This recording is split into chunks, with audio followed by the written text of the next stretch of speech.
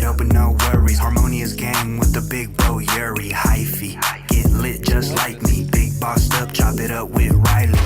You better come with it or kick rocks, cause you now tuned in to 10 Talks. Now let's get lifted and take a shot. You are now tuned in to 10 Talks. Cheers.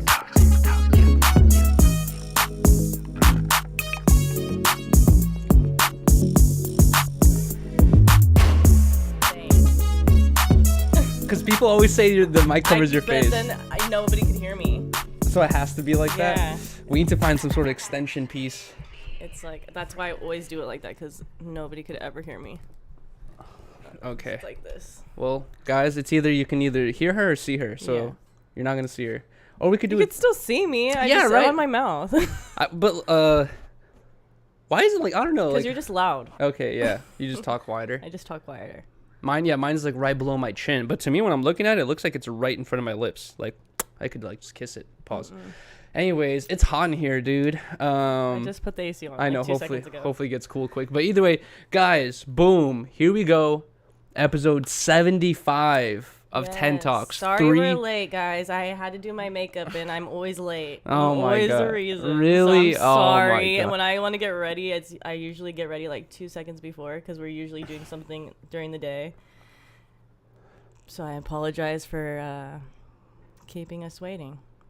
I know you guys hate that. Oh my gosh. Sorry. I need to do that house phone thing where I tell you we start at 5, but we actually start at 6. Okay, but I already actually know what time it starts. I know. All right. Anyways, boom. 3/4 of an episode. 75 episodes. That's freaking insane. And we just got back from San Diego. Do we Yeah? look tan?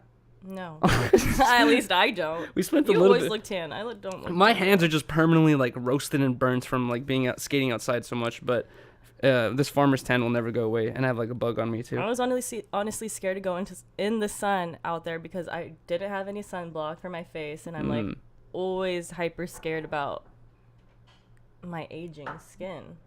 And you said It you fucks have your moles skin. and stuff too, and you're Yeah. scared of it because of that reason. I really don't have any. Like, I have this one mole on my ear, and it looks like an ear piercing, but I don't have an ear piercing. But that's like the only really recognizable. And I think I have a mole on my back. Like, maybe, do I? I don't know. Yeah, you're moly. Am I? Yeah. I feel like I don't really have that many moles. I'm moly too. Really? Whatever. Kinda. You were My telling me mom that is the more mole. moles you have, the more likely you're gonna have skin cancer, or you're more susceptible to it. Yeah, I mean, I think that's how it works, because you have to constantly check your moles, and if you see like some weird growth happening, then you're supposed to get checked. I always wonder, like, what happens if you take a mole, like, take a knife and just cut Dude, cut under the mole. The one that I have on my like stomach, it's like so big and bulgy. Like I Don't get talk so about it. scared that I like it actually. I love it. It's like I my love it too, favorite but part. don't you're making it sound crazy. It's so Nah. big and scary. Well, no, it's just like a mole, but it's like it's one that sticks out. It has like Looks it like a nipple. sticks. Yeah, it does not look like a nipple. a little. No, it does not. It's tiny and brown. Oh, not as big as a nipple, it's but big, it like like, resembles. It's really small, Okay. but it's big for a mole. I feel like. Yeah. But well, that's one that I'm gonna constantly have to check, because it's like growing out of my skin. I was gonna say I was also kind of scared to go. Not scared, but I was kind of like a little bit worried of going into the sun because I've never cut my hair this short, and it's like on camera, it honestly looks better, and also from like far away. If I'm looking in the mirror from a distance, it doesn't look as bad, but when I get really close into a mirror and like look at it, it's like 90% scalp, and you can see tiny little hairs. Like, it's basically all my scalp is visible, and I was like, dude, like I'm gonna get a gnarly scalp burn, because I heard this shit burns hella easy, so I was just like, fuck, I'm gonna get a scalp burn for sure, but I haven't felt anything yet. It didn't look like you got burned. But Is I my got head red? scared too, because we went to like this rooftop bar called El Prez in San Diego. A lot of people recognized it when I posted it. Yeah, it's like, I mean, it's right on the beach, and it's pretty poppin' all the time. But it was super sunny outside Bruh. yesterday. Was it yesterday? Yeah, yesterday. Yeah, it was yesterday. And Yuri and I were just like just baking in that sun, like sizzling pretty And I was much. like- And we had no sunscreen Or sunglasses. Sunglasses. We were just like, And I was it's looking a nice around. day. I was I looking can't around see and shit. everyone's wearing sunglasses. We're the only ones there like without sunglasses. And like I already like I don't even have blue eyes. I have brown eyes, and I already like am not good with bright light. Like maybe it's because I spend so much time indoors. But like whenever Oh, yeah, whenever I get into super bright areas, like I can't handle it. Like I visually can't handle it. And there's been so many moments where I'd be working with my dad or like a long time ago, just like to me, I'd be like, bro, this is too bright for a person. And I'd ask the person next to me, like, are you good? And they'd be like, I'm fine. Like, what are you talking about? It's like, I feel like my eyes are hella sensitive. So anyways, we're on the rooftop and I was just like keeping one eye closed and the other eye squinted just so I could see a little bit of what we were doing. It's definitely because you don't get out at all. You think so? My eyes aren't used to it. No, you like to sleep in hella late. Can we take it off? Okay. Yeah, you just like to sleep in hella late. You don't go outside much. You're kind of vampire-y. I know, I really am kind of vampire. But so is honestly every other YouTuber. And I was happy, not happy, but it made me feel better when I heard Flacco come on the podcast and they were asking Flacco about his growth in YouTube. And he's like, bro, I just had to say goodbye to my social life, goodbye to my friends. And he's like, I was indoors working on my computer all day, every day. And he was like, that was like kind of what helped me get to like the point I'm at. And I was just thinking like, dude, like I had to do the same thing. Cause I remember, yeah, my homies would just be hitting me up saying, let's go to bars, let's go do this, let's go do that. And I'm like, oh man, I have to get this done. And the next thing you know, just like I'm never out anymore. I'm just indoors all the time. I'm with you there. We're always indoors. Were you more of an outdoor person before you got with me? I mean, I would go out more. Like if I had time to spend time outside, then I would take my time outside. Yeah. Like whenever I was off work or something, I always made it a point to like go outside and do something. Mm-hmm. But I wasn't working on like internet goals like you do have to constantly work. Editing videos takes all day, every day. Yeah. Like, and what you were doing, you daily posts and shit, like you really did have no time. I did not understand the YouTube grind until I met you, and now like you have to teach me like sometimes you have to sacrifice these things. Like I know you want to do this and I know you want to do this, but we have to be consistent. And dude, you know what's been going through, sometimes I don't get it. I'm just like, no, like you need a break, like you need to like take some time for yourself. But then it's like, you're not gonna like what I was gonna say though, because I was just thinking like Riley and I have been watching Ryan Trahey's or whatever it is. This dude, he's doing a video where basically he's trying to give one penny to Mr. Beast, and Mr. Beast lives like across the country, and his whole thing was just like, oh, I have to deliver this penny, but I'm also starting off with a penny, and I have to only use the profits off this penny, or how I make it to make my way over there or whatever, right? Anyway, so Riley and I have been watching it. And you guys should check it out. It's really interesting. He's like on day 19 right now. He started in Venice Beach, went to Las Vegas, went to Colorado, and he started with 1 penny. He bought a pen, sold the pen for $1, bought a water bottle, sold the water bottle for $2, and then just like kind of like leveled it up from there, went more and more.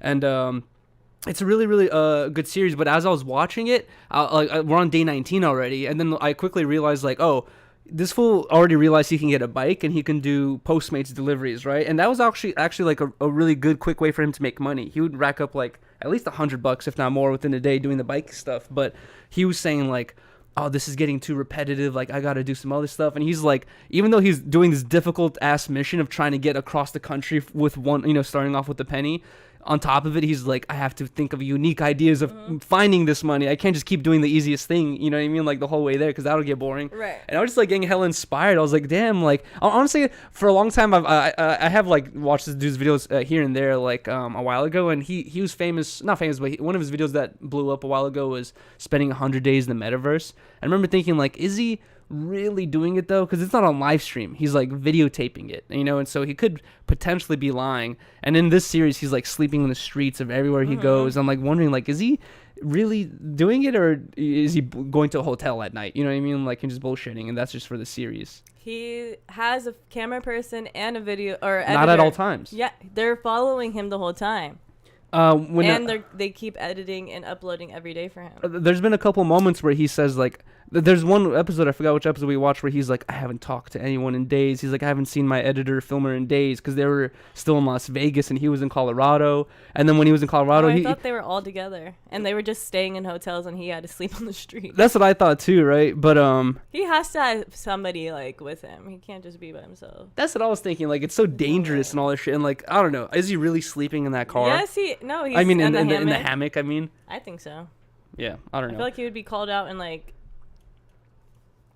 Someone would see him in the streets or whatever. Exposed, Yeah. for sure. But anyways, the reason why I bring that up is I was just like, we've been enjoying his videos. Honestly, he's very corny and like He's so corny. His joke style is just so like non-funny to me, It's but just like childish. very but childish it's and funny he tries to be quirky. That's the issue. He tries to be. That's his shtick. It's like, I'm so overly corny. Like, this is. There's people who are naturally like that. And like that, I forgot who did it. He is though. No, He's no. a dork. If I had more knowledge about this, I can make a better point. But there's a person not in the internet world, in the TV world, who had these types of personalities, these quirky personalities, and the YouTubers such as Emma Chamberlain, this fool, they like try to fucking copy it times 20. And that's what I feel. It doesn't feel genuine when I'm watching that. I disagree. Especially Emma Chamberlain. She seems so like, I'm quirky. I you know what I mean? And you're like, bruh. I don't feel any genuine vibes from either of them. Especially Emma Chamberlain. She started like that.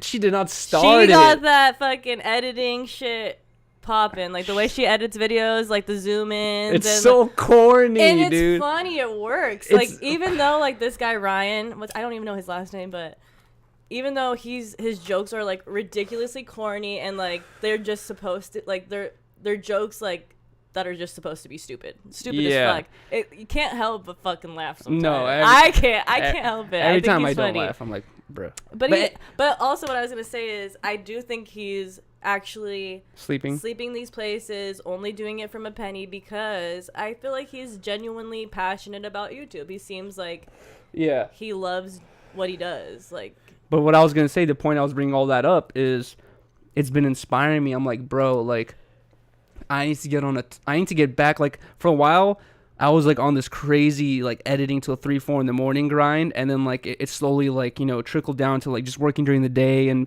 being able to chill at night. You know what I mean? Like make some time for myself to chill. But recently, I'm like, bro, with the growth of our podcast and the channel and everything that's been going on, I'm like, dude, I feel like this is the time where I need to go back to that old Yuri phase and just fucking start working all day every day to get as much content out as possible. Because I'm telling you, my goal this month is I want to start daily posting. I need to figure it out somehow.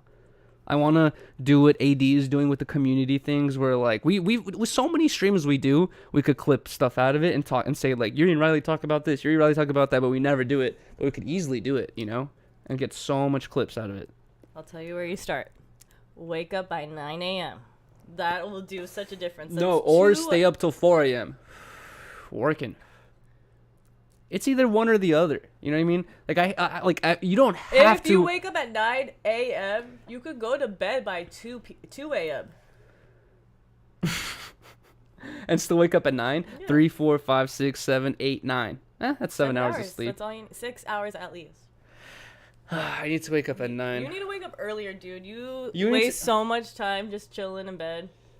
You need to throw cups of water in my face in the morning. You hear this, fool? You guys? You hear this, fool, guys?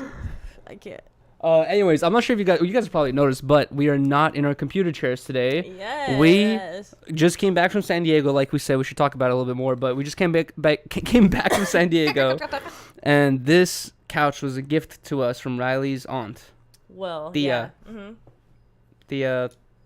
Lilia. Shout out Thea Lil. Shout out Thea Lil. This is actually what I would sleep on when I lived in San Diego. Sleep? Yes. When I first moved to San Diego, I asked my Thea Lilia if I could live with her. But all she had was like a 1-bedroom apartment. She didn't have like any space or whatever. She's like, we could get you like a futon thing, because she already had couches and shit. So this thing's pretty old, huh? Yeah, and so like it looks new. If you like flip it down, it converts into like to a full bed kinda, or like a twin bed, I guess. And yeah, I would sleep on this bitch every night for like a year. So hella memories are made in this bed. Sleeping. By myself. With my aunt in her 1-bedroom apartment. Dude, when you showed me this couch, I was like, this thing looks brand new. I didn't know you were using it for a year and a half already. Yeah, but I would put like a mattress topper on the top of it. Oh, too. yeah, I'd put yeah. Sheets. It already has so much cat hair on it. But anyways, Riley and I we want to finally switch up the set. Yes, we've been talking about this for a while, where the set, it looks nice. We're extremely grateful for it, but I want to make it comfortable. It's so uncomfortable, guys. I'm not sure, for anyone that has actually came here and chilled in this room, like, if you have 2-3 people, you're good. you have 5-6 people, it quickly turns into this thing where like it's just so uncomfortable. The angles, you Just don't like this. I'm like poking my head like this, trying to see her again. yeah, you don't want to drop anything. There's stuff all over. I was originally thinking it would be cool to line all the walls with couches, but then that would also turn to other problems such as like how we can get the lightings and all that stuff. But Riley and I thought it would be, if it could still fit, we haven't tried yet, but if we get another one of these couches, because it's like a non-expensive IKEA couch, really not too expensive, and we kind of make a V shape, and then put this what's it called, shelf thing right here, get another identical one over there. Riley, this would be my shelf with like all my stuff that I'm interested in. Riley can get her shelf with all her interests, and we just have the V cut couch where we can have like 6 people sitting, you know, like up to 6 people or something. I wonder if we could make our own like custom background too for the green screen where it says like tent talks. We definitely can. We should do that. There's lots of like graphic artists and like video effects artists who have like hit me up saying like, Yuri, if you ever need help, like hit me up. I'm like, I don't know what I would need help with, you know what I mean? But a custom background thing would be sick, you know what I mean? Where it says tent talks, we could be in like a forest with a tent. What if it was like an animated forest? It didn't look like real. I don't know. Yeah. We Oh, could that'd be cool too. play around with it. Mm-hmm. But Send anyways, us ideas, people. this is our first time in the couch, and I like it way more. It already It's feels way comfier. comfier immediately. And I could actually look at you better. Exactly. The chairs are just like I'm just like exactly. This is Awkward. way comfier. We could fit more people easily in here, and I could squeeze out of here easily too. Just go under there. But we did have to buy table leg risers for this couch because it was a little bit too short. I was thinking maybe if we get the other one, we might need a smaller table. just switch the table so the table's smaller. And the other issue we would have to figure out is the freaking mics. Where would the mics stand, or where would the mics clip into? You know. Yeah. I've seen other podcasts where they have it like hanging off some side thing, but we wouldn't be able to because it would block the green screen. It would kind of have to come off some sort of thing around us. Well, we would have to screw some shit in the wall too, huh? Maybe I was kind of thinking also maybe that thing could come off the shelf and could just like pop up in front of our mouths. But then the shelf would really have to be screwed in because we move around this thing too much. We would drop the shelf. We'll play around with it. But either way, we just came back from San Diego, It was bro. fun. We had to. This couch is huge, and to fit it in the car, we had to move both of our seats like as forward as possible, and like kind of like this. For And 2 hours. And it was a 2.5. 2 hours and 48-minute drive home, and I was like so close that my knee was like smashed against the dashboard, and I was just like, it was the most uncomfortable 2.5 hour drive where like we had to take like 2 breaks of just like getting out to stretch. I was like, bro, this is so bad. And if we get in a car crash, this couch is killing us. Oh yeah, our knees are done. Our knees are done. Bro, yeah, no more knees. But it was fun. We went to a couple restaurants. We went to the beach for a bit. I was Went to a cool skate park. Yeah, I went to Chill Skate Park that there's this pro skater. I think he's from San Diego area, but there's a older pro skater called Willie Santos, and I used to watch a lot of his parts back in the day, and he has a lot of footage at this one skate park under a bridge. I always assumed it was like East Coast or something, and Riley and I were like, let's go to a random skate park. We went there, and I'm like, dude, this is it. This is the fucking Willie Santos skate park. I'm like, what the fuck? But that was really cool. It was completely vert, so I tried to cruise around, but that shit is hard for someone like me. It was cool. It was fun. If there was less people, the thing with places like that is like the whole bowl is so centered that just to have 2 people going at the same time is risky. You know what I mean? Both of them have to really know what they're doing. So everyone's kind of taking one by one, and there's 5-6 people there, and you're all just like waiting for a turn to go. You know what I mean? Like, and you don't want to fuck up. I don't know. It just adds so much stress to the level Yeah, to trying to skate there. I feel that. It's like the gym. When But- everybody's hogged around the machine and you're like, fuck, I just want to use it, but there's too many people right there. I'm not Exactly. going to fucking go. Dude, you know what I really wanted to say to everyone in the chat, though? One thing I noticed when we were in San Diego is, dude, I remember when me and my parents used to go to Venice Beach when I was a kid, like, you know, on the weekends or whatever, and with my sisters and shit.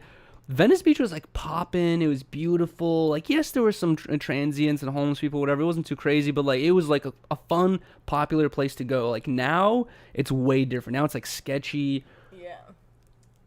super dirty. Not that many people go there. It's like very money driven. Like, I don't know, just everyone's trying to suck money out of you. Pause. But anyways, we went to San Diego Beach. What beach was that called? PB. And dude, like there was so many people there.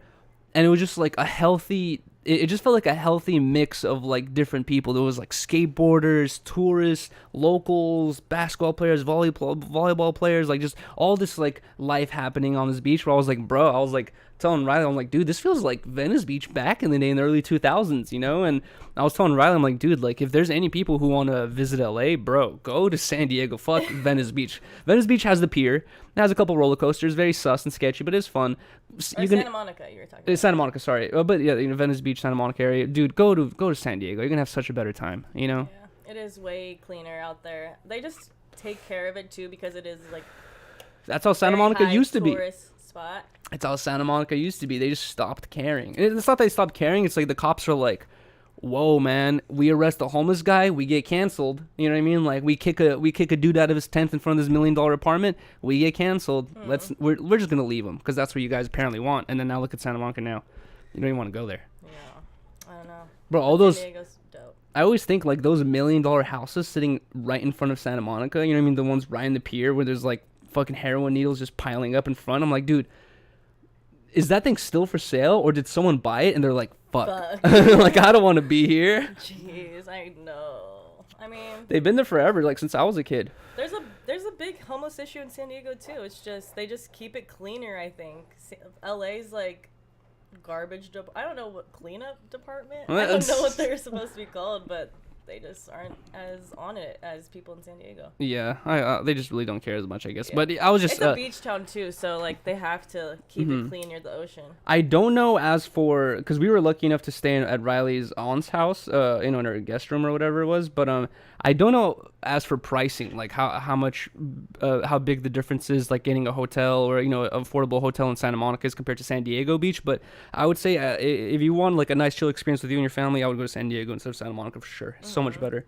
And this is coming from a person who grew up right next to Santa Monica, bro. I'd way rather drive 2 hours to go there, to be honest. Yeah, it's really not that far. It's worth it. I feel like we got to get into this because there's a lot of details to talk about.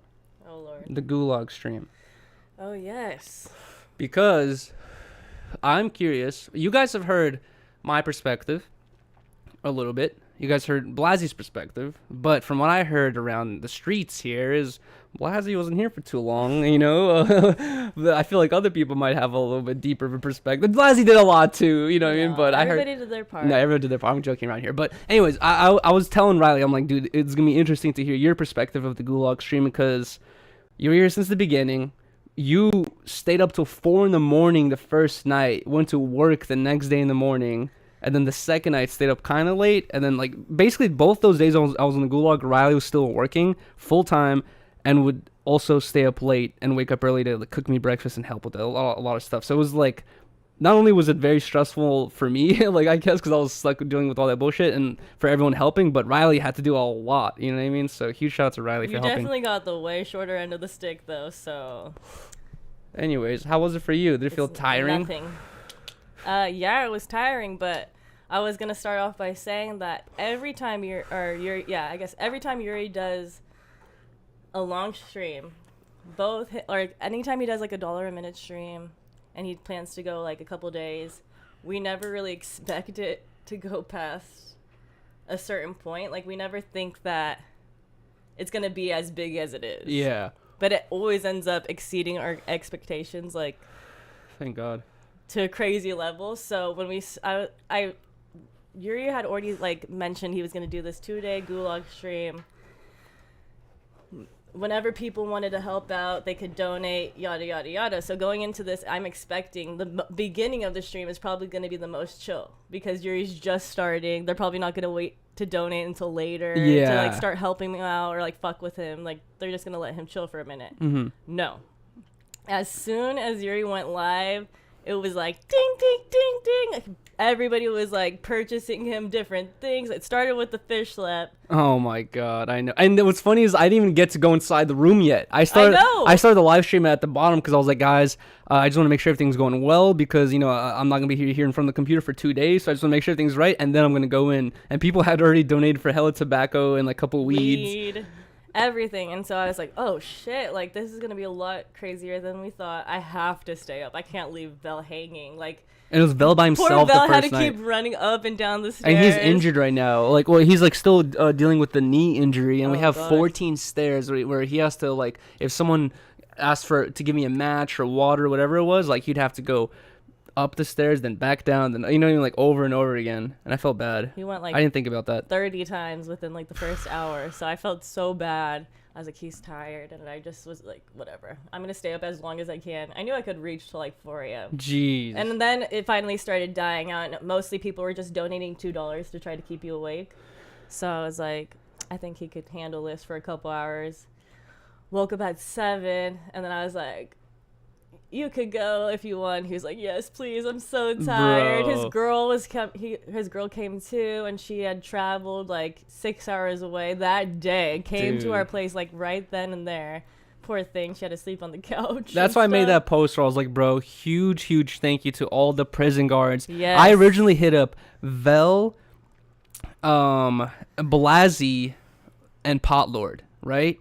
Vel fucking pulled the whole night off by himself. Potlord and Allison came through both days and did 2 full days of just running the stream. And then Blasey came through with the Sandbox crew. I'm not exactly sure everyone he brought, but shout out to E, shout out to James, shout out to Nate. Those are the ones I remember seeing. And they helped out a lot too. James stayed like 2 full days. Blasey was texting me saying, can I have my assistant back?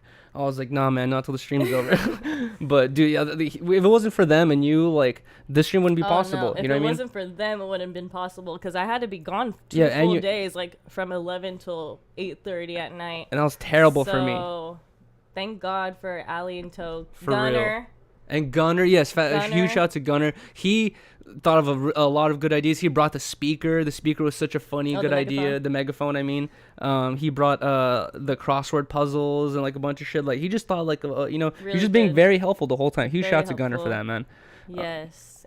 I thought it was a really successful stream. I started to feel really, I know Yuri's, and I know Yuri's face, so he was good for a while. He was chilling, and he thought it was fun for a minute. And then after a couple hours, and I seen like the smokiness in this room because he was not able to open the window. The window was completely shut. The door was shut. There's really no ventilation for the smoke to get out of here. It's only like the little crack below our door. It just has to like kind of die down, I guess. Or exactly. Like and this thing was hot box. He had taken 2-gram dabs, already smoking hella splits. Joints, yeah, bro. And I just saw the look in his face, and I was like, damn, he has like 36 more hours and he's already done. I felt so bad. And then every time I would like check in on the stream and I would see them like do more shit to you, I'd just be like, oh, I know he's pissed. Dude. I know he's pissed. You know what's funny is like I already get some shit from like either friends of, like usually friends of mine who would tell me like, Yuri, you're just like, you just torture yourself for money on stream. Like that's just all you do. Like, oh, you just like kind of, well, take shots till I'm fucked up. Like basically it's just like self-torture for donations, right? So in my head, I don't really think of it as self-torture, but I don't like to push that narrative. You know what I mean? Like I don't like people to think like, oh man, Yuri just fucking tortures himself on stream or whatever for donations. But that first night, I'm telling you, when I was handcuffed and getting slapped at the fish and like soaking wet and I was just fucking cold as fuck. I was begging for socks. No one was giving me socks. I was just like, bro. And I was walking around and I was like thinking like, damn, I'm on stream right now. I don't know how many people are watching, but I'm really, at this point, I'm getting tortured for donations. Like, I'm not enjoying this at all. Like, I want to get out of here. This is, it's like the 13th uncomfortable room. As fuck. Yeah, it's like the 13th. The third door or whatever. 17th door. 17th door. Dude, for real, it's like the 17th, for real. That's literally what it reminded me of. That's what it was like. We should recreate the 17th door. For our friends. But they have to stay in the same room every time. Or it's just 2 rooms. They have to go back to back. Just it's our own take on it. Exactly. We make our own rooms. 17 doors. Oh my god. Riley and I have talked about it before. There's this place in Orange County. Every Halloween they opened up this thing called 17th door, and basically it's like a maze. Not even a maze. A torture maze. It just like, it's not even a maze though, because you can't really get lost. You have to go through these 17 doors, but every room is like another form of discomfort or something they do to you. And it's actually really cool because one of the rooms, you go in there and they're like, get against the wall. You're like, oh shit, what are they gonna do? Search me? You get against the wall, and then the whole room just starts spinning. And the dudes, we're all standing on the same ground, and the dudes just fucking jump off this floor and land on this floor, and then all of a sudden you're already like laying down, and they're walking over your head. You're like, what the fuck? They're like, get up, and like you get up. It's so trippy. It's the weirdest fucking thing ever. The last room was even trippier because it was the worst. This is where it reminded me of your stream. I was like, this is too far. Yeah, this has gone too far. Where the last one, The last door, the last year because they change it up yes, sometimes. they change it up every year. The I first guess. time we did it, it was like you go inside this little tunnel. No, not a tunnel. You go inside this like a locker. They close you in the locker and they're like put your back against the wall like and be quiet. And then they just play this sound going ooh, and it gets louder and louder. And then as that's happening, the locker's like tilting back towards your back. And then locker opens up and you just fall into a ball pit. And it's like super trippy and disorienting. No, but that one happened again the second year too. They added it in the middle though this time. But at the end Of the last time we went. The first time we went, Oh, okay. how to escape. We had to go through that little tiny you're tunnel. Right, And there was like you're scary right. people I forgot, but that was the end, and that shit was not fun at all. It wasn't like that scary. It was creepy. It was just a tight ass tunnel. Yeah. But the next year was like 10 times crazier. Dude. To escape, you had to like walk down this like steel box kind of thing. It's basically like a metal box. They take you into this room, and the room has like this giant table, and this table on top of it has like 5 tiny little tunnels. It looks like an air vent. Yeah, it looks like an air vent. You barely have enough space to like get your arms in front of there, right, and like squeeze in. They tell you, I forgot what they ask you in the beginning, but they're like the code is blah blah blah blah blah. Remember the code. Don't forget the code. It's blah blah blah blah blah. All right, get in there, go. And then you're just like, what? What's the code? And then like they tell you to go inside the tunnel. But before you go in the tunnel, they ask you, are you sure you want to do this? And you're just like, yeah, I guess. I don't know. You guys aren't. It's like 2 seconds to make your mind. Yeah, you don't have any time to make a mind up. You can't really tell what's going on. They just tell you go inside this tunnel. You're like, I'm guessing. And I could see water, right? So I'm guessing like, oh, you have to crawl through the tunnel. It takes you long, and they spritz you with water. That sucks. You know what I mean? Okay, whatever. I'm gonna go do it. You go inside the tunnel. Then the end gate that you have to push, you try to push it, and it doesn't fucking push. There's a lock on it. And you're like, what the fuck? And then you remember she told you a code. What's the code? You're like, and then I remember this is what happened to me. I was like, fuck, what's the code? I turn around. I'm like, fuck this. I'm backing out here. Start backing up. Boom, she closed the gate behind me. I'm fucking pushing to my feet. It's so tight. And she's not she's not letting me out. I'm like, bro, what the fuck? Like, what's going on here? I'm like, I'm like, and then at this point, I'm like, I don't want to seem like a bitch. We're with Vel, and Riley's right next to me. I'm like, I don't want to seem like a bitch, so I'm gonna take this. I'm like, all right, what's going to happen? We're all fucking freaking I'm like, out, they're bro. gonna spritz us with water, and then your head's like at one end of the tunnel. The part where your head is starts fucking going down. Your feet starts lifting up. So you're just on your belly. Yeah, you're on your belly, and as your feet are lifting up, like your head is like kind of tilted down, obviously. So you're kind of pushed towards the end of the tunnel. Water starts fucking rushing up above your head, and on top of it, the top of the tunnel is like an airbag, and it's like a strong ass airbag that pushes you down against the bottom of the tunnel where you're squished like this, basically drowning for like 10-20 seconds. And you're supposed to, as you're drowning, I guess, put the code in so you can get yourself out, but no, you can never get yourself out because it's tilted, you know what I mean? So just like you're just stuck in there.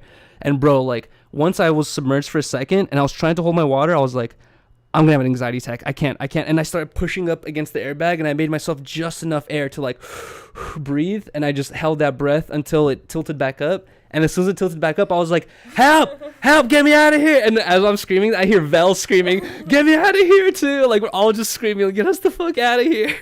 Yeah, that was the worst experience ever. And that was my first night of the fucking Gulag stream. Yeah.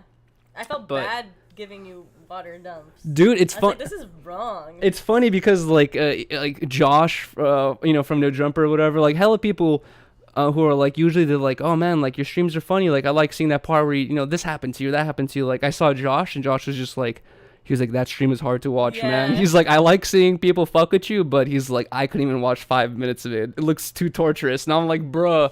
And even Riley was saying the same thing. And then I called my mom after the stream was over. My mom's like, she's like, I couldn't even watch that one. She's like, don't do that ever again.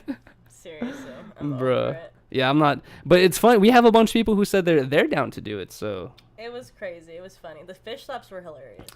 Bro, the fish slap was funny because it was like right before we started the stream, we had something listed under the $50 donation. We changed it, and I was like, fuck, what should it be? What should it be? We can't think of anything. Riley's like, you should do a fish slap. That'd be funny. He's like, what the fuck is a fish Yeah, I'm slap? like, a fish slap. I'm like, just get slapped at the fish. And like, I was like, yes. the thing that goes through my mind is like, I need to make it something where it's abusive enough where the chat doesn't call me a scammer. It's worth the money, right? Yeah. And I was like, is a fish slap really worth $50? Bro, my ear, I think it's now finally healed up, but for days after, my ear was like sore. Like you touch it a little bit and it was so sore. And I was thinking to myself, I'm like, bro, am I gonna get cauliflower ear?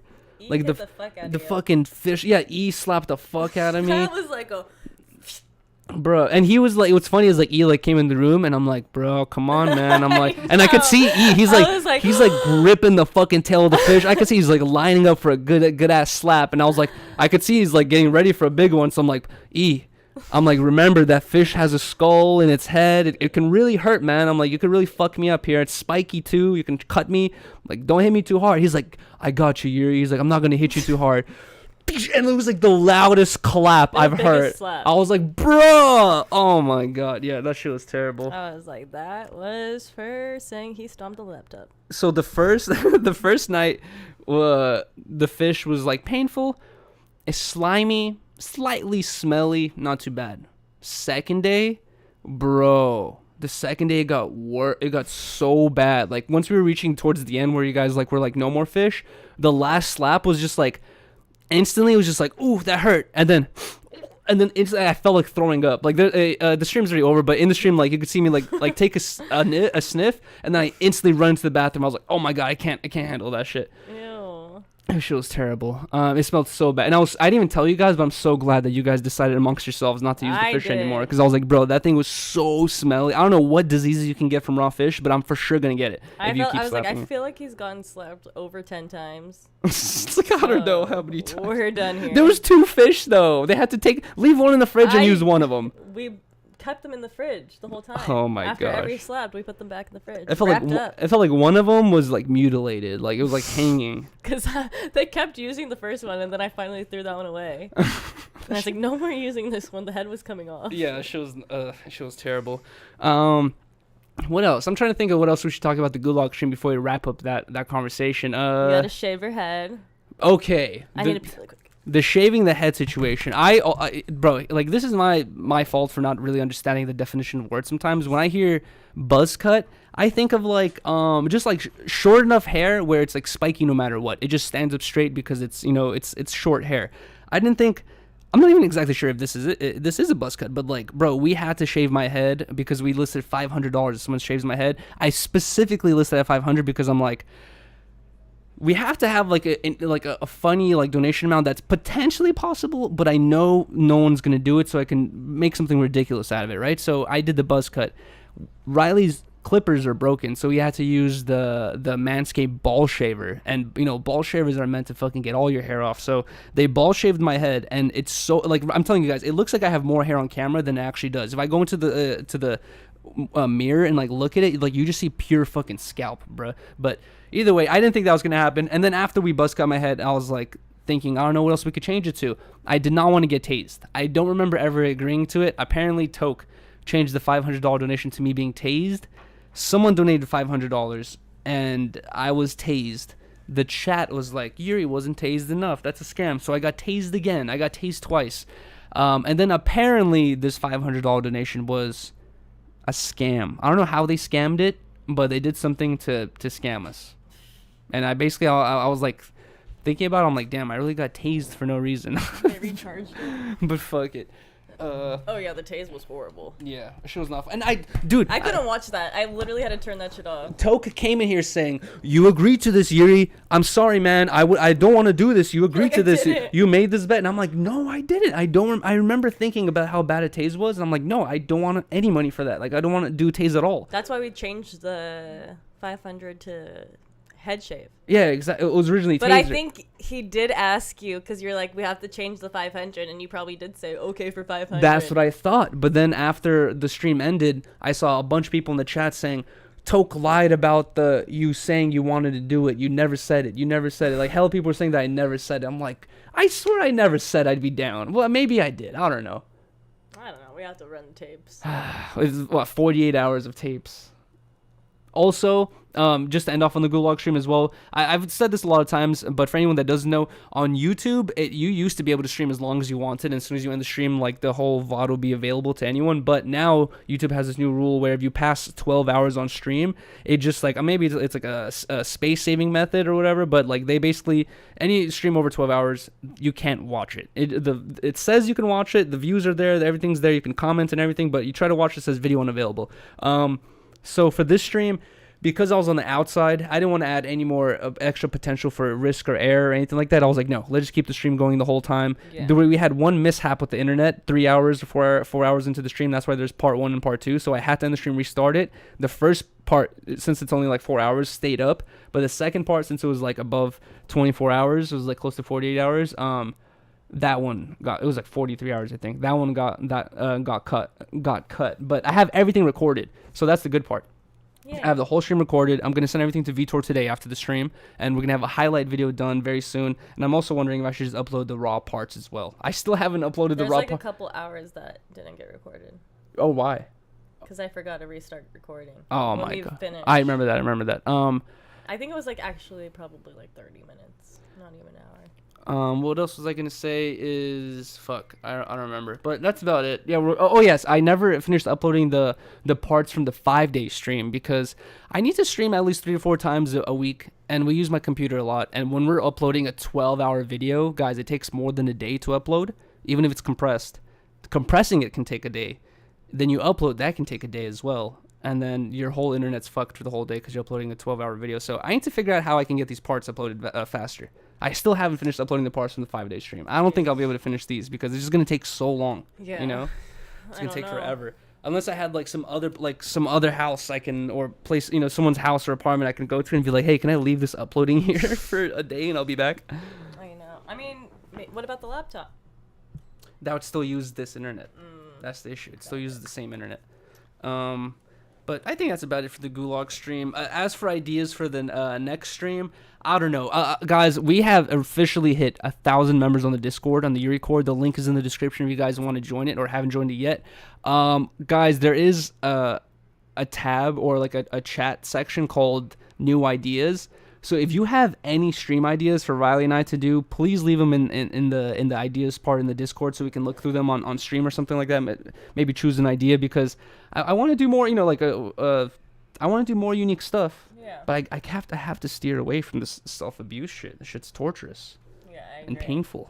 And it's not good for your health. And uncomfortable. Yeah, not very good for my health either. But yeah, that's about it for the Gulag stream. One random topic I want to talk about. It would be funnier if we could bring up the video, but whatever. The Joe Biden falling off the bike video. Oh my god. Riley, I didn't see it until I showed it to her.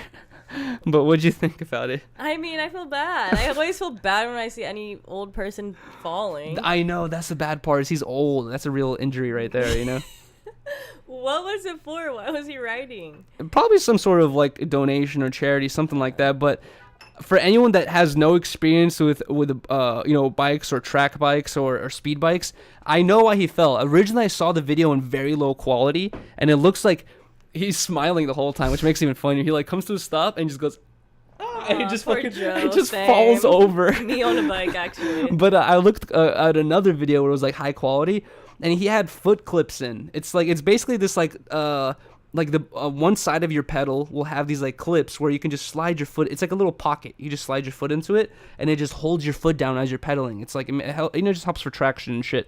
But it's happened to me before because I have I have foot clips on my fixed gear bike or whatever, and I remember back in the day sometimes you pull up to a stop and you're trying to like lean over on your right and you're trying to get your right foot out and you're like, oh, it gets stuck, you can't get it out, and then you fucking fall over. You know what I mean? Like, yeah, just get stuck or whatever. So that's what happened to Joe. I think Joe forgot he had the foot clips in. Little Joe. I think Joe like rode up. It didn't even look like he was trying to take his foot out. It looked like he tried to take his foot to the side. Forgot he had foot clips in. Didn't realize what was going on. I think that's his first time using foot clips on a bike probably. And he was like, oh my god, and fell over. Probably just clumsy as fuck. The second picture is so funny of him on the floor and he's surrounded by 20 people. He's like this on the floor with his feet in the air, and there's like 20 people around him, all with cameras and all this shit. Everyone's just trying to film the president fucking eat shit. Yeah, I hate that. Bruh, it's so funny because like now with the internet age, like there's no hiding that, right? Back in the day, before cell phones and videography was like easily available, the government would hide the fuck out of that. They'd be like, president falls off bike? No, cannot show that. That shows you have a weak president. You know what I mean? Like, our president already looks so slow and dumb and fucking disoriented all the time that, like, I feel like there's no saving his fucking reputation here. But, yeah, I feel like that's one of those things you would hide back in the day and be like, oh, our president knows how to ride a bike. You know? Yeah. But no, he doesn't. That's fucking funny. Either way, I like literally have no idea why or what he was riding the bike for. it had to have been for some sort of charity or something like that. Dude, Anywho's. I've always heard about how big George Bush's property is in Texas. I heard it's like huge, right? But the other day I was watching, I think it was Jay's Garage or whatever, that Jay Leno. You know, he does like car videos with different people. I think that's what it was. But it was like Jay Leno and George Bush driving around his property, and he was just like showing his whole property, and he's like, yeah, we hold marathons over here every weekend and do this over here. And then they keep driving. He's like, now we're in a forest and there's a river. And like, as I was watching this video, I was like, this fool has the biggest fucking, it's like insane. You know what I mean? It's one thing to hear 50,000 square or whatever, you know, like, I don't know how like it's measured, whatever it is, but like, it's one thing to hear a number. It's another thing to see him drive through it. You're like, bro, this fool like he has a country basically. Like this fool can open up, he can have 10,000 people living on this land, you know? He's George Bush, and he lives in Texas. Yeah, Texas. Cheap ass land. Yeah, right. Mm-hmm. I'm trying to think of the word for it. Square yard? No, it's not square yard. Square footage. Square? No, that's for a room. Acres. Acre. There you go. I forgot. It was like I forgot how many acres it was. But you know what's funny? I don't know why I got advertised this, but I was scrolling through Instagram the other day, and I get an advertisement saying Hollywood. It wasn't even a house. It was just like a piece of dirt. It was like a Hollywood property available, 0.46 acres, and it was like $500,000. And I was like, bro, 0.46 acres. Like if you go to Texas, like almost a half acre. if you go to Texas and spend 500,000, you're probably gonna get like 30 acres or 40 or 50 or whatever it is. No. Like I really don't know. It just feels like you're not gonna get 0.46 acres for 500,000. I was like, why am I getting advertised this? I'm like, when am I gonna buy property for $500,000 for a quarter or a half an acre of land? What can you even do on that? I'm not even sure what an acre is really. I don't know. It's pretty big. An acre is pretty big. Really? Mm-hmm. What about half an acre? Okay, so my mom's backyard at her house, you know, like how my mom's backyard's huge. That's an acre. They have 1 acre land. So for a half of that, 500,000. But my mom got hers for like 300,000, I believe, something like that. But she has 2 acres. She has 1 acre. 1 full acre. Full acre. Jesus Christ, California's crazy, dude. It's hella farmland where I'm from. If you're like buying an acre for 500,000, I want land rights 1,000 miles that way and 1,000 miles that way included. No going up or above my house. I keep everything. You can't fly a plane above my house. Illegal. Illegal. That'd be cool. All right, here's our last shot. Do you have no more Coca-Cola? Coca-Cola. Now you're gonna roast me. Your stream voice. Thanks. Really? That's so funny when I called that. I shot. know. Everybody in the chat was like, "LOL, stream voice." It's not a stream it was voice. Your stream voice. I don't have a You're stream like, voice. I miss you. Like that's how you really would say that. Yeah, it is. I always talk to what you. Not like that. I always you know talk. You have a camera voice. I talk to you sweetly Everybody all has the a camera time. voice. No one has a camera voice. Everybody has a camera voice. I feel like I'm the same way on and off camera. Sometimes. I'm not naked on camera, like I usually am. Nope. Bro, should I tell him about my dream? Oh my god. Cheers. Cheers. Should I? Go ahead. Okay. I was gonna give you guys context first, but I'll give you the dream first, and then I'll give you context after. But Riley and I, when we were in San Diego, the first night, I go to sleep, and I had the craziest fucking weirdest dream. I remember way less now because it's already been a couple days, but I remember it seemed way more, like I remembered more of it a couple days ago. But anyways, from what I remember, we were in like some weird ass giant room that was like a labyrinth. Okay, you know that Squid Games episode where they're like playing the marble game, and it's all like designed like some like little Chinese like village or whatever it was. But anyways, so it was like we were in a place like that, right? I was with Riley, I'm like, hey babe, I'm gonna be back in 1 second. And then like I leave, I'm like walking around, and I see people, like there's all these people having conversations and chilling by themselves. And I swear it looked like that episode from Squid Games. I'm like walking around, and then I look down, I realize I'm naked. I'm like, oh my God, I'm naked. But no one's like saying anything or looking at me, so I was just like, fuck, whatever, I'm gonna walk in confidence, like I'm naked. Like, Confidence. yeah, like in my dream it was so funny because I was like, oh fuck, I'm naked in public, but I'm just rocking like I meant to do this. So I was like, fuck, I just kept walking around, go around like the labyrinth, and then I go back. I'm like, at one point I'm like, I'm gonna go back to Riley, and I walk back, finally get to where Riley was. I look over and I see Riley leaning over, kissing a little person, and I was just like, I remember in my dream, like my heart was broken. Like it wasn't even like I thought like, why is she with a little person? I just thought like, oh my gosh, she's cheating on me. Ableist. And then I was like, babe, what are you doing? And then you told me like, I don't love you anymore, I love him. And I was like looking at him, and I was just like, what the fuck? And like that was my dream. I was just like so upset that you cheated on me with a little person. And I woke up that morning, and I get the face like, and I was just like, babe, I had the mad worst. as fuck. And I'm like, what? I was like, I had just the had worst. the worst dream. What? Bruh. You made out with a midget. I was like, what? Oh my God, you're so extra. First of all, offensive. I said little person. You said the M word. Oh yeah. But anyways, at first I was thinking like, why? Like your brain is supposed to give you messages through your dreams. So I'm like thinking like, why was Riley cheating on me with a little person? What could this mean? And then I remember the drive to San Diego. We stopped by a grocery store, and when I was parking, we saw a little person, Riley and I. Like, well, I was trying to park, and he would like walk in front of my car. I had to wait for him to pass by, and I was just like, oh, that's why I thought a little person. But I don't know, like, why my dream put that together of you cheating on me with that dude we saw, that little person. Like, why am I jealous of him? Dude. There's something going on here. They say that, don't they say, isn't it a thing?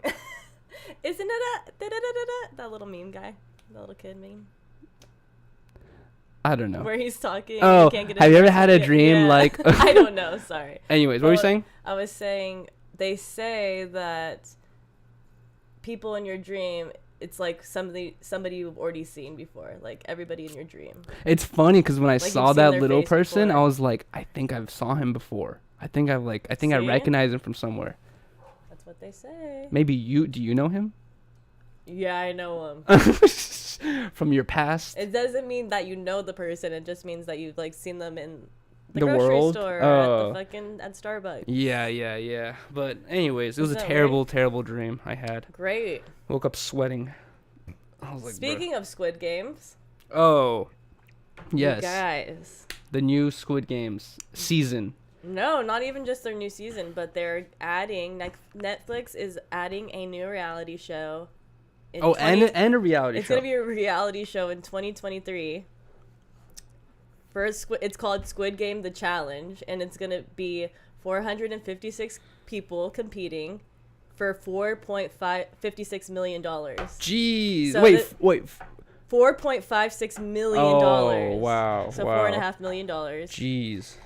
And this is going to be the biggest cast and cash prize in reality TV history. That's insane.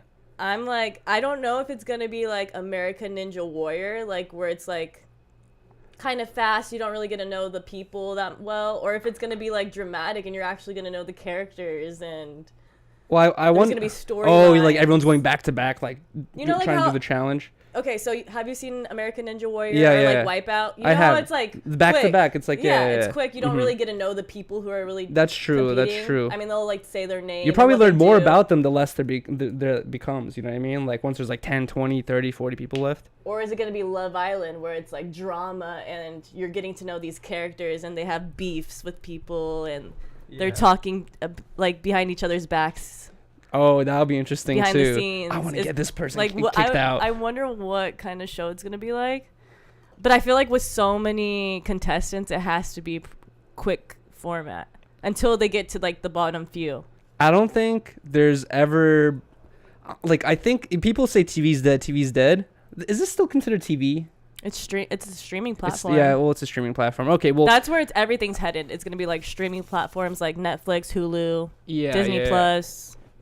This thing, this challenge they're doing is probably gonna be like It's gonna the be huge. most applied for thing ever, because everyone's seen Squid Games, everyone wants to do it, but the issue is, how many, like, here's the thing with a lot of these reality shows is like they tell you like, all right, you're in, you have to be free all May.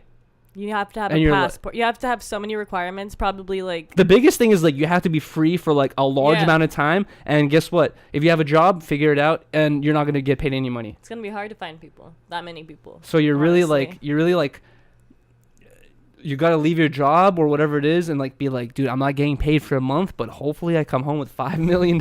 For real. Dude, But I feel like we should fucking do it. We should just send in a video. I'm down. Just like, why not? Riley was saying we should apply, but if you remember the first season of Squid Games, what happens to the couples? They go into a challenge together because guess what? They're going to say, at one point, they're going to say, find a partner to do a challenge with. I'm not going to let you go team up with someone else. I'm going to team up with you, obviously, right? We're going to team up But together. we already know what how if it But what goes. if the challenge is who can... it's a sumo wrestling match. Who can push each other out of the ring? And I'm like, great, I have to push Riley now. I wonder if they're all gonna have to like sleep in those bunk bed type Oh things my too. God. And like if things are gonna get like crazy during the night. Bro, imagine someone actually starts murdering other contestants because he's like, They "Fuck it these literally says in like the No in the murdering? yeah, like people that like lose aren't gonna be killed. fools." Oh, In the really? description. That has to be... Or it's like it doesn't end in fatality. It has to... It's like gonna be like the Mr. Beast thing where like what did they do, like popped something. They popped their vest or something. Oh yeah, their vest just like pops with some sort of ink or something like Yeah. that. No, I feel like it has to be worse. Like you gotta, They're gonna probably make it more they dramatic. gotta throw you into an ice bucket of water or something like that. I don't know. Like you have to like really suffer for losing. I feel like you really could make it on the show. Me, Yes. dude. Do you know that Squid Games is like they have to do a bunch Yeah, I of feel like you could traditional. win. What culture is it? It's like Korean, right? Or Korean. yeah, it's a bunch of traditional Korean games. Like, if I enter that competition and actually get Steady. in, and then they're just like, we're gonna play this one childhood Korean game that we all know and love, and I'm just gonna be like, I don't know how Nobody to is do this. more dedicated to learn something new more than you are. Oh my god. And if they told you got casted, you got 2 weeks to pack up and you're coming out here, yada yada yada. I know for the next 2 weeks from 11 a.m. till 4 a.m. in the morning, you're gonna be watching Korean special Korean games, Korean trick games. I like, wonder- all that kind of stuff. But I wonder if I hit And you're a gonna be a perfectionist about it. I wonder if I hit a Blasey, Potler, and house phone and told them, Let's hey all guys, apply. I'm on a no. If I told Uh-huh. them like, hey guys, I got selected to go on Squid Games. I have to be gone for a month and a half. I have to miss like 5 episodes. Well, Okay, imagine if you that. make it that long. Oh, that's true. But I wonder if I would be allowed. If they're gonna be like, nah, you can't go chase your fucking lottery dreams. They better let you. I feel like They'd I be don't know. Give me some of that money too. Give With- me a mil. With the Mr. Beast thing, I feel like you actually got like a little bit of notoriety or a clout out of it. We don't know what this one's gonna be like. You know what I It's mean? gonna Like, be humongous. I already know. Squid Games was like the biggest show on Netflix that they ever had, right? yeah. The That's reality show where it's actual real people compete. Like people, people love reality TV. They're gonna fucking want to watch this. But it's gonna be crazy. they're- It's the biggest cash prize there's ever been. But they're also making a season 2 as well. Yeah, and that's gonna That- even give it more hype. That's what I'm saying. Like earlier, it's like they're making season 2 and this Mhm. and this game show at the same time. Yeah. Interesting. I wonder if season 2 is gonna be shown first and then the game. They left a lot of cliffhangers. You know what I mean? Like for season 2. So I'm excited because at the end you find out that the cop's missing brother is the master diamond face guy, and like yeah, there's like a lot of cliffhangers to find out at the end. You know what I mean? I'm curious I'm excited. to see what happens. It is a really good But show. do we know when when the new season drops? No, I think 2023. But also for the game show, I swear I saw something online saying that there's 3 versions of it. There's gonna be a U.S. one, Korean. like a It's gonna be Korean one, I believe. Korean or one, Japanese, or and then a something like that. global one. I thought it was gonna be a UK one too. But I remember seeing there's gonna be 3 of them, right? Something like that. I think the one that's gonna be on Netflix is gonna be global. Like they're gonna be casting people from all over the world. Bro, where would you have to go? What if they take it? Like, what if it's in Korea? Oh my fucking I God. doubt it though, because there's just too much shit going on over there. COVID. They're probably gonna do it. No, the dictatorship. That's North Korea. Yeah, it's still Korea though. No, there's South Korea that has nothing to do with that stuff. True. But you know, I was thinking is they could go to South Korea. they're probably gonna do it in the most. Well, that's where the show's from, South Korea. They're probably gonna do it in the most like COVID relaxed place possible. But I wonder, why are they gonna do it overseas? Why wouldn't they just do it in the U.S. if they could build the set? Well, it's like a globally famous show. You know what I That's mean? true. So it's like I feel like it'd be very unfair. Well, I don't know. I feel like They not have even the budget. I don't think they care about fairness. I think they care about profit, and I think it just makes more sense for them to be like, let's hit A midpoint. the biggest audience possible, which is like let's hit up everyone. You know what I mean? Like make this potential impossible for everyone. But I don't know. I'm down to sign up. I guess I really have no high hopes for it. I can't even imagine the challenges involved. Me either. If there's I'm math, definitely out day one. Yeah, if there's math, I'm out. You know what I mean? Immediately. I feel like you could go far. I feel like I could do pretty well in like a wipeout show. Like American Ninja Warrior. Like American. Actually, I don't know. There's a couple things in American Ninja Warrior. Like I look at all the obstacles and I'm like, I could do that. I could do that. One of them, I'm like, I forgot which one it was, but I was just like, that's the one where. Oh, it's like, you have to hold on to a bar, and like. Oh yeah. Keep skipping forward. I love that one. I'm like, bro, I'd get so tired. There's no way I'd be able to accomplish that. I bet you if you trained at a American Ninja Warrior gym for like 6 months, you could do it. No, easily. you have so much. Or at least like compete in the show. You have so much faith in me, babe. Because you. But look at me, I'm skinny as hell. Dude, I'm saying if you had 6 months to train for American Ninja Warrior, you would be able to do it because you're dedicated. Should that be my next life goal? Is compete in some sort of like TV competition such as American Ninja Warrior, or Wipeout? Bro, who remembers Survivor? Who remembers MXC? MXC was the best one. That show was so funny. We should do Amazing Race. We would be such drama. We would argue. We would. Oh my god. We would not make it far. We'd be great TV. No. We would be great TV. It would be so drama. Babe, it says purple star. You're looking at an orange one. No, that's not the right. directions part where they have to like get around the country and it's all in a different language and you have to like talk to the taxi drivers telling you to get to this place, and that would be just so bad. Imagine they're like, oh, we're gonna really fuck with them this time. Give them a Russian taxi driver. I sit in there, I'm like, hey, привет. Oh, that'd be amazing. Давай, идем. That'd be awesome. It just works out perfectly. You know everything, every challenge they have. We already have, like, we both know English. Spanish? Dude, they'll have crazy challenges, though. They'll go to Japan, and they'll be, like, at a karaoke bar, and it's like, the challenge is you have to memorize the lyrics for this song in Japanese. Oh, my. Yeah, I'm never doing that. And it has to be perfect. You know what's funny? I never told the chat this. I told Riley this though. When I worked on Hollywood Boulevard as a tour salesman, there was a couple times. I forgot what month it was, but I think it was like 2 times where we see a bunch of fucking groups of people doing random shit.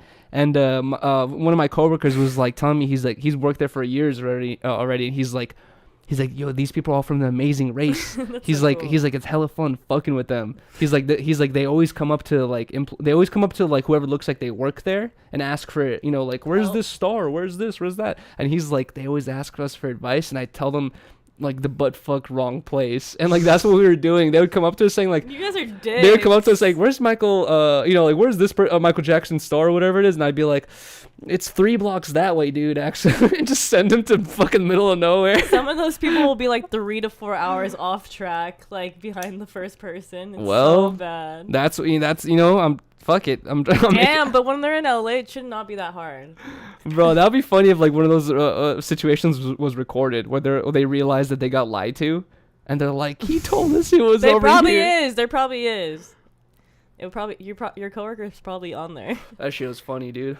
Once he told me that, I was like, no way. I was like, in my mind, if someone came up to me saying, hey, where is this star? I would have been like, yeah, it's over there, man. You know, I got asked those questions all the time. But when he told me, he's like, yeah, man, it's The Amazing Race. I fuck with them and give them the wrong answers. I was like, yo, that's funny. Let's do that. My family loved that show.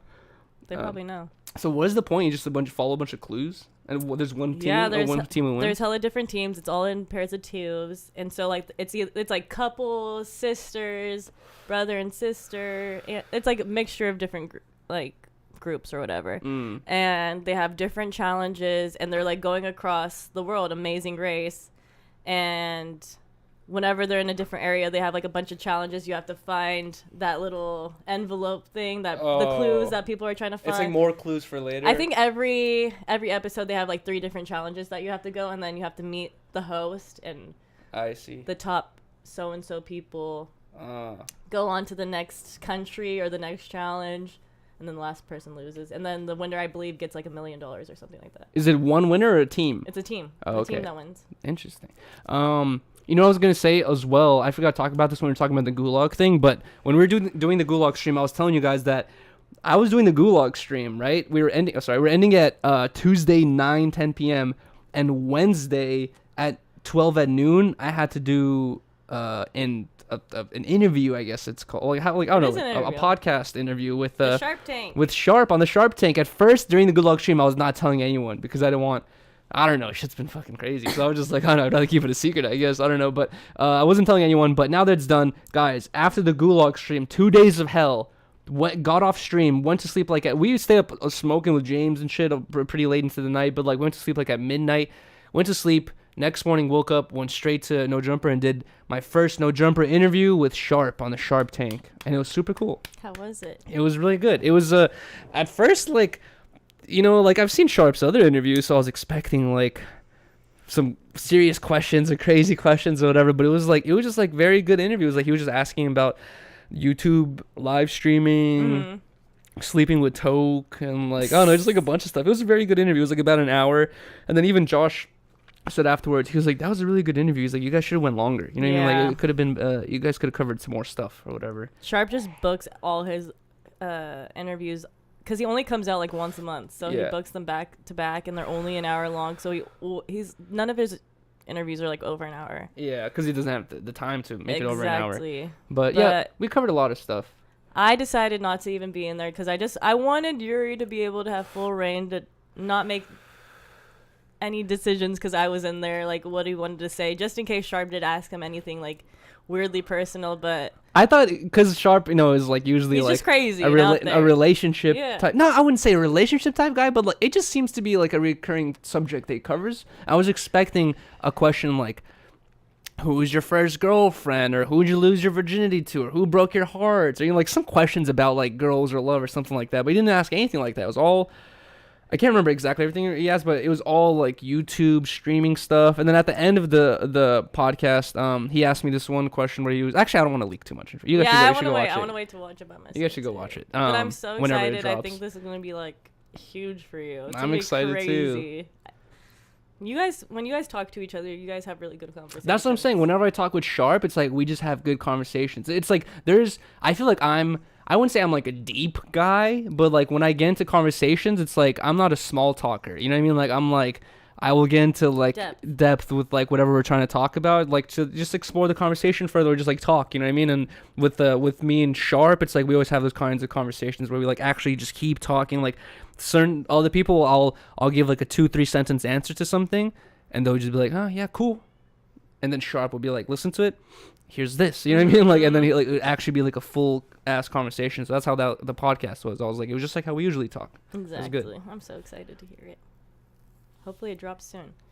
Me too. I'm super excited as well. And yes, hopefully it does drop soon, guys. I will post it on my Instagram as soon as it drops. But go check it out if you guys are interested. One of the last topics I have listed is the new Yanni Laurel situation. Oh boy. Bro, this is so moment everybody's been waiting for. It's so frustrating because every end of the podcast there's always like these little things that happen where I'm always thinking like, is this what's gonna be the meme of the week? You know what I mean? Until the next podcast. And then so just to give you guys the full context of what was going on, we're sitting at the table of Disconnected, right? We're talking about the new Birkenstock Dior collab or whatever it is, right? And then in my brain, like sometimes like I'll hear certain words, or like, for example, the other day I was with Riley and I had to write the word and I wrote WORD, and I was like, is that really how it's spelled? Like, remember how I was like, babe, is that really how word is spelled? She's like, yeah. And I'm like, I have to double check it. And I had to double check how word was spelled because the spelling of it seemed weird to me. Like sometimes like my brain tricks itself like that. But anyways, we were talking about Birkenstocks, and then I start fucking deleting down the name Birkenstocks, and I'm like, Birkin. No, you didn't even. No, in my brain though. I'm not even talking like it wasn't like open, but like as I was sitting there, I was like, Birkin. Isn't Birkin the bag? You know what I mean, or whatever. But anyways, I was trying to say something about the Birkenstocks, and then I say something Birkenstocks, and then I go Birkin. And I was like trying to think. I'm like, what is the name? And then you say like Birkenstocks. He's like, what is it? He just kept saying, what is it? What? I'm like, Birkenstocks. Yeah, because for some reason like Birkenstocks was like tripping me out. So anyways, I hear Riley say Birkenstocks, and I go Birkenstocks. There you go. There you go. And I say it hella quick. Don't even think anything about it. And then Houseman goes, Yuri, did you say the N-word? I'm like, no. He goes Birkenstocks. and I'm like, what? I'm like, no, I didn't. And I don't even remember. And we're like, wait, what? I thought he was just fucking I don't even around. remember saying there you go. So I'm like, I don't know what you're talking about or whatever, right? It just gets brushed off. And I'm thinking like, that's it. That's the end of it. Next thing you know, like an hour or two after the podcast, it just memes after memes, phone calls after phone calls of just like, Yuri, did you do this? All this shit, like in all these DMs. I'm just like, bro, like what are they talking about? And then Riley and I were like, I think we were in line for In-N-Out or getting some food afterwards. And I was like going through the podcast, and I was like going to the point to listen to it because some people were like leaving timestamps. And I listened to it, and I was like, what did I say? We listened to it. We're like, wait, what? We both looked at each other. I'm like, bro. I'm like, no way. I'm like, no way. I'm like, what the fuck? And then I listened to it again, and Riley's like, you said there you go. No, I was like, let's keep listening. We listened to it like 17 times, and I was like, because I see him looking at me, and I remember exactly the situation. I'm telling him Birkenstocks, and I'm like, I hear there you go, because I know Yuri mumbles. Yeah. And I was like, you said there you go. And then I remembered, I was like, there you go. I was like, oh, you're right. I did say that. And then as you listen to it and you actually listen for the words there you go, like you can actually fucking hear it or whatever, right? And I was like, I did say that. If you listen to the full context clip, you do see the confusion. I'm like, what is it? Birkenstocks, there you go. It's like, so it's the whole thing. You can see it in everything, right? But when I was re-listening to it the first time, I was like, bruh, that shit sounds like I fucking said it right there. I'm like, what the fuck, really dude? Did sound like it. But and then AD and Sharp call me while they're on. Sharp joined the AD stream, and AD's just like, what happened, Yuri? Like, I'm not proud of you, dude. Like, what's going on here? I'm like, explain what I just told you guys. I tell everything to AD. AD's like, nah, man, we gotta listen to this shit in slow motion. And they're both like, nah, man, you said it. It's okay, though. We're giving you the pass. I'm like, I don't need a pass. I didn't do it, bro. Like, it's fine. You know what's even funnier is I think they're trolling me, right? Obviously, to fuck with me. But I've been getting so many DMs, literally like hundreds of DMs, and I'm not even joking. Half of them are, dude, I listened to it a million times. Or, dude, I listened to it, and on the first time I heard there you go, people are tripping. You know, I'm like, all right, whatever. I get also same amount of DMs saying the opposite thing, saying, Yuri, I've listened to it a million times. You definitely said it, but it's okay. I'm like, no, I didn't, bro. I said, there you go, man. But whatever. It's the new Yanni Laurel. It really is. It's just like, I don't know. People, depending on who listens to it, they hear one thing or another. Exactly. I know what I heard. And I know what it was our conversation. And what's even funnier is like, I was talking to Toke about it. I'm like, bro, number one, for the way that it sounds, right? It's like a person usually talks like that all the time. They're like, it's Birkenstocks, blah, blah, blah. You know what I mean? Like, it's just like that. That's the way they talk. Number one, I never talk like that, right? So it wouldn't even make sense. Number two, even if I did talk like that, in that context, it wouldn't make sense because I was confused. I wasn't sounding authoritative. I wasn't sounding like, it's Birkenstocks. I was like, it's Birkenstocks, there you go. You know what I mean? Like, that's the way I said it. There you go. Bruh. But, I don't know. Anyways, I just felt like we had to... the memes are hilarious. Dude, no. The memes are... First, someone put just a poorly cut out picture of me on top of... American. What's his name? Wait. Slim something? That rapper. Slim something. I forgot that white rapper. Slim something. Jesus? Slim Jesus. They put just a poorly cut out picture of my face on top of his interview where he's like addressing saying the N-word. And I was like, all right, whatever. And then someone makes a full CGI like face copy thing where they actually put my face and glasses onto his moving face where it looks like it's me fucking in this DJ Vlad interview. I'm like, bro, this is going too far, man. Like, this is it was literally like a little accident of like people hearing something that like it's not what it actually is, and it's turned into this whole thing now where it's like, bro, I wouldn't be surprised if DJ Vlad hits me up now saying, Yuri, we gotta talk about this there you go thing.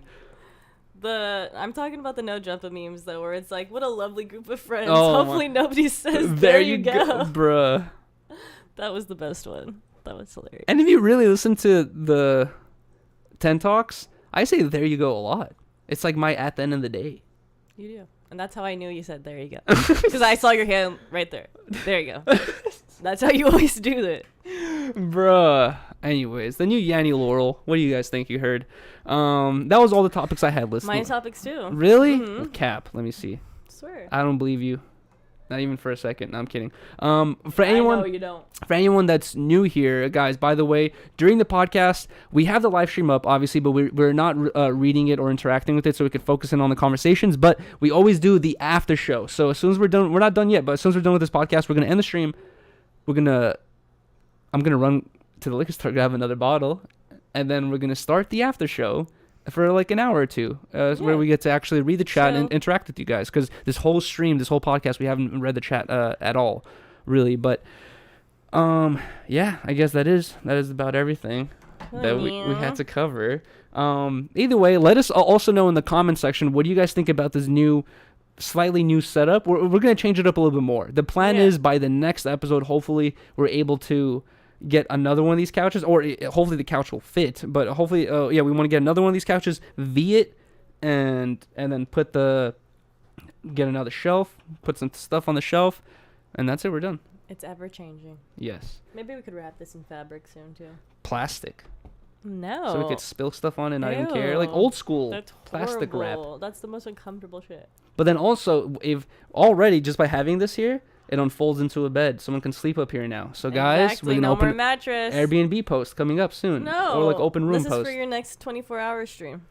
Sleep on top of this bad boy? Yeah. Oh yeah, right? Comfier. That's a perfect idea. Fuck that mattress. That's just terrible. Now you don't have to move that upstairs. Bro, hold on. I'm sorry to get back to the Gulag stream, but dude, cleaning after was terrible because Toke came into the room and he tried to make me a spread. He grabbed the Mad Dog 357 sauce, which is over 1 million Scoville units. It's the hottest sauce on Hot Ones.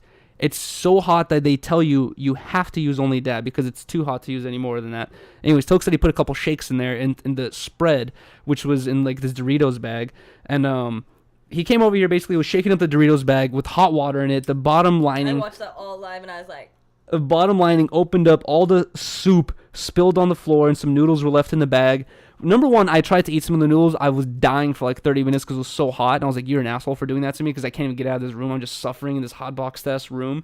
But then number two is all the sauce or all the liquid or broth he spilled on the floor was so spicy, guys. It was crazy. During the stream, I wiped it up a little bit, right? I should have fucking really spent my time wiping it up more during the stream because I did like 2 wipes of it and I thought it was fine because it looked clean. But during the stream, I didn't really notice it. But then after the stream, when I was cleaning up the room, when Riley was at work the first day, I was like walking around in here, picking up some trash, taking stuff off the walls. And then I'm like, bro, why are my feet burning? Like my feet were like intensely burning. And I was like, dude, like it's the fucking hot sauce. Like like when I wiped the floor, I think I evenly spread the Mad Dog all over the floor where it was just like burning my feet. So I had to like use like a wet Swiffer thing. I had to like clean this floor here like 6 times. I cleaned this floor so many times to get that hot sauce out of here, and then we had to clean. It smelled like fucking nasty egg. People are asking me like, did the room smell like fish? No, those 2 eggs we cracked on my head did it. The fucking room smelled like eggs, and I forgot who said it. Someone said your room's gonna smell like eggs. Bro, it smelled so bad like eggs. Couldn't even stay in here. The next day I was like, bro, I gotta light a candle in here, man. Like I had kept the door and all the windows open so it could air out for hours. Still came in here, smelled like eggs. It was so bad.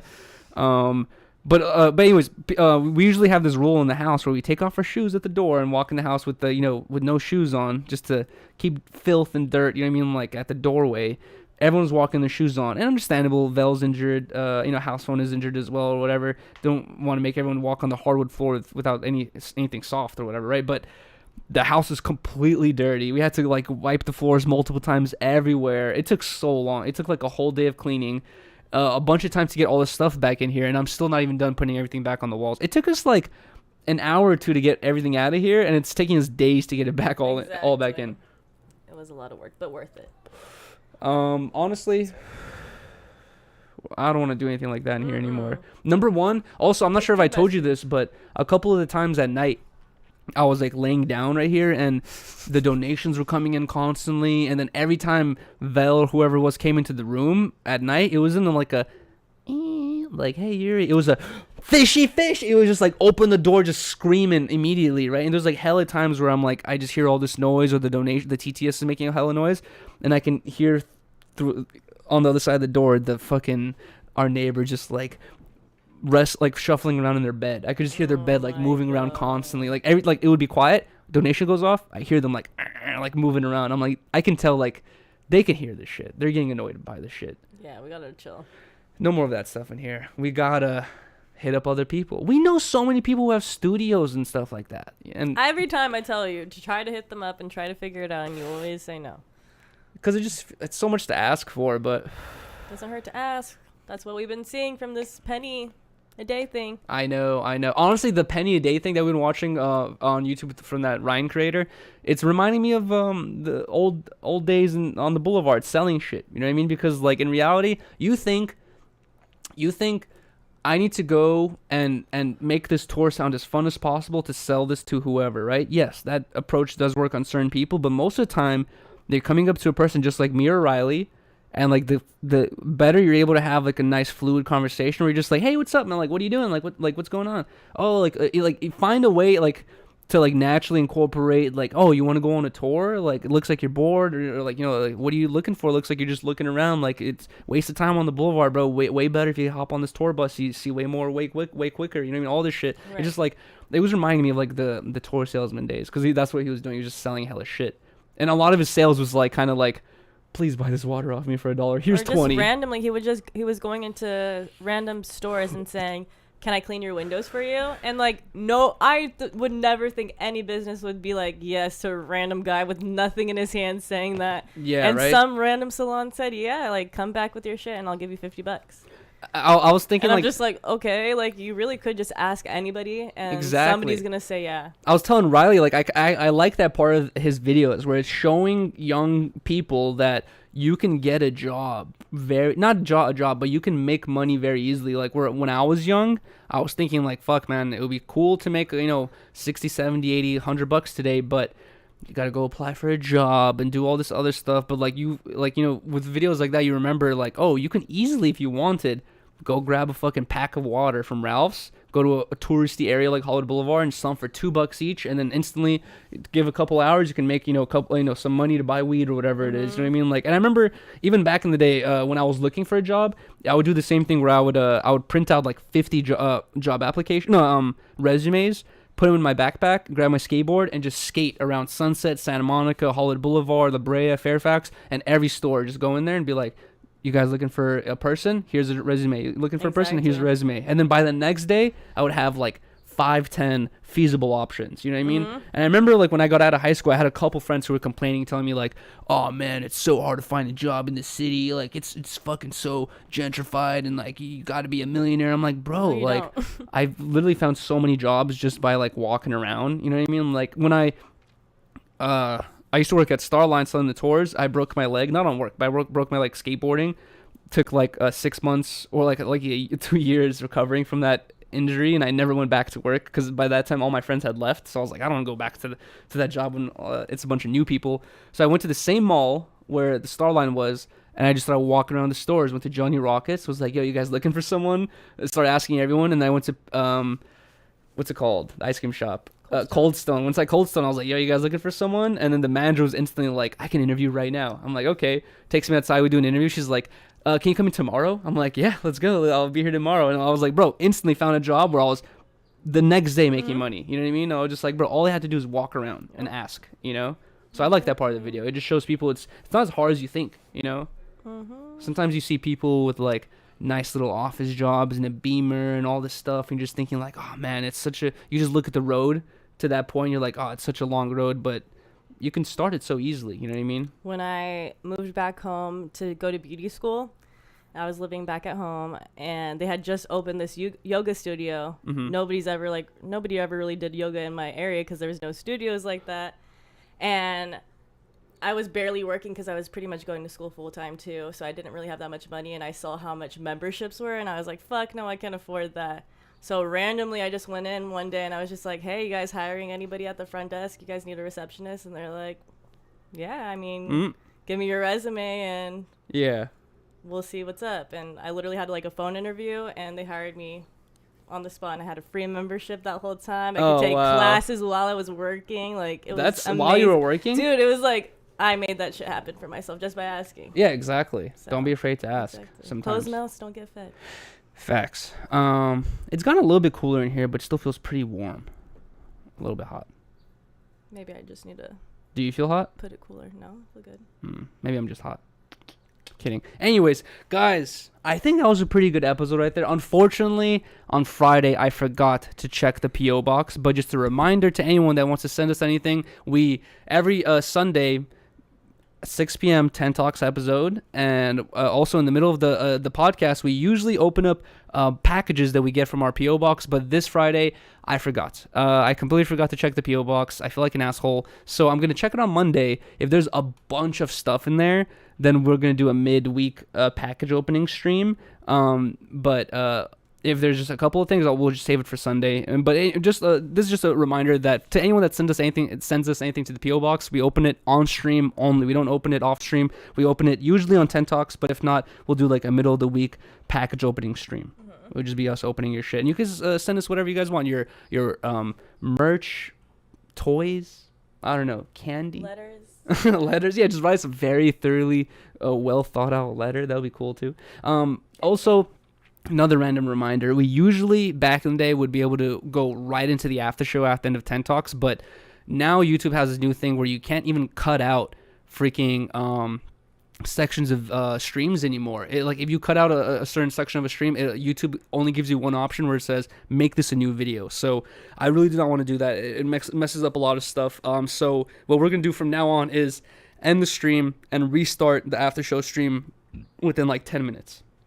So we're going to wrap up this podcast. For anyone that has donated during this podcast, guys, we're going to read all the donations in the after show. I'm sorry we're not able to read it during the podcast. We just like to focus on the conversations, but we will read all the donations in the after show, and we'll see you guys in like less than 10 minutes. Yes, sir. If you guys can, please drop a like. It really helps the channel grow. We just hit 22,000 subscribers, by the way. Thank you guys so much. Thank you guys for all the subscriptions.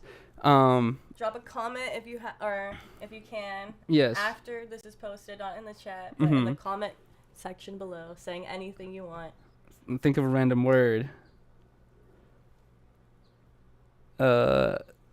Sandy toes. Sandy toes. Because that's how I felt after San Diego. All right, me too. But then also, yes, like, comment, and then also subscribe, guys. If you aren't subscribed already, I was thinking about Riley was telling me I should do how Ludwig did a subscription for a minute stream on Twitch, but on Twitch you have to pay for subscription. Riley was saying like you should do that on YouTube, where every time someone subs, it adds to the clock, and it becomes another minute or 2 minutes immediately. And she was like, you should do a minute or a subscription per minute subscription stream. I mean a type stream or whatever. I was like, that's a good idea. So let us know what you guys think about that. Yes. But either way, yes, like, comment, subscribe. We'll see you guys in like 10 minutes for the after show. Yes, we'll be